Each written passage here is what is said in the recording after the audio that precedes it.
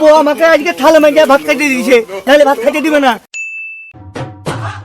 আচ্ছা বাড়িতে বিয়ে করে শুনু, ছাগলটা আমাকে চলে এলে থাল গিয়ে আমাকে দিয়ে মানজে যায়, তাহলে বলো। তাহলে দেখো দিনি, দেখো জানা কি সহ্য লিবে? সেই কালা মাঠে গেছে, এখনো কি বাড়ি আসছে? এক পালা থাল বাসন পড়ে আছে, রান্না করতে আছে। কখন রান্না করবে? আমার খিদে তো পেট চুচু করে জ্বলছে। আজ আসুক বাড়িতে, হচ্ছে ওয়া।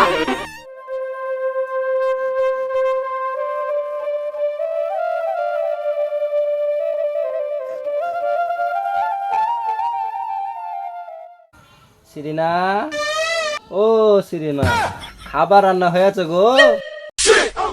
খাসি বলা কি রে?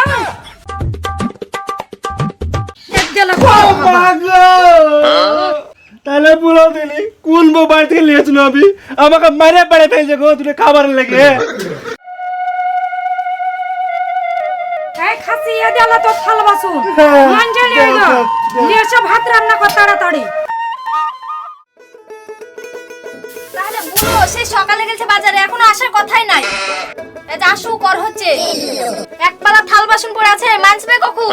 আজকে আসুক, খাসির অবস্থা কি করছে আজকে? হাই রে আল্লাহ, হাত থেকে আসতে অনেক লেট হয়ে গেছে, বুঝে কি করবে আজ আমাকে।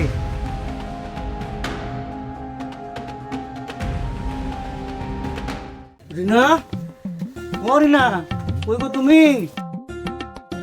রিনা, ও রিনা, আমি জানি তো তোমার ভাত রান্না হয়নি, দুটো মুড়ি দাও না খাই আমি।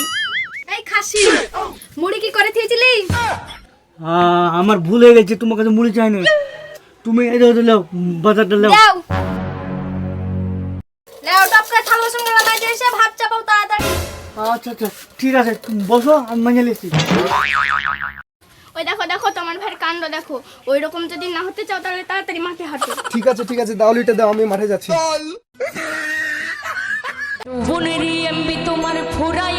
তাহলে বলো এই বিয়ে করে কে? হ্যাঁ, এই বিয়ে করে বলে এসেছি সুন্দরী বউ, যে বউ আমাকে আজকে থালা মাইজা ভাত খাইতে দিয়েছে, তাহলে ভাত খাইতে দিবে না? এই জায়গা আমাকে সহ্য লিখছে না, শ্বশুর আব্বাকে এখন ফোন করতে হবে আমাকে, নাহলে হবে না।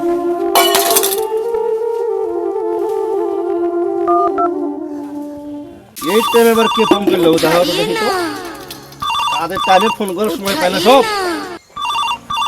উঠাইয়ে না। আরে জামাই বাবাজি ফোন দিয়ে হয়তো।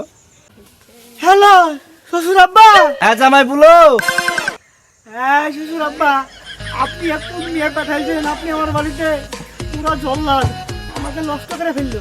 কেন গো জামাই বাবু এরকম কথা বলছো? মানে সে কথা বললেন না, সকালবেলা তো বিছান থেকে উঠছে না, ঘুম পাড়ছে আর আমাকে থালা বাসন মাইজে লিছে, আমি পুরো নষ্ট হয়ে গেল, কয়লা কয়লা হয়ে গেল আমার জীবনটা।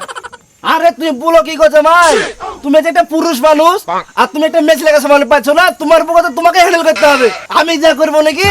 আরে শ্বশুর আব্বা সে কথা বললেন না গো, আমাকে মেরে পেড়ে ফেলছে, আমি তো কিছু বলতে যাচ্ছি, আপনি একটু দেখ ব্যবস্থা করেন। ঠিক আছে তুমি থামো দেখছি, আমার কাছে আর দুখান থাল আছে, এগুলো মান জ্বালিয়ে আমি দেখছি ব্যাপারটা।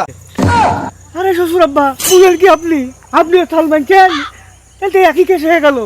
তো বাচ্চাগুলো আমি কার মেয়েকে বিয়ে করেছি গো? আমার মতন শ্বশুর আব্বা জ্বালাবো হয়েছে। আগো জামাই তুমি আমাকে কোন কথা শুনে বলো তুমি, পুরো ঝাড়িটা আমার কাছে, তোমাকে তো এখন কঞ্চি দিয়েছি, তাই তুমি সামলাতে পারছো না, তাহলে বলো। কোন কথা শুনালে শ্বশুর আব্বা?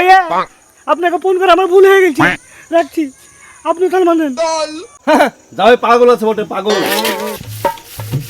হ্যাঁ গো চাচা, বিটির বিয়ে দিয়ে দিয়েছো, এত বয়স হয়ে গেছে তাও হাড় থালি মানছো? বাপ সে কথা বলিস না, আমরা যা ভুল করেছি তোরা করিস না বাপ।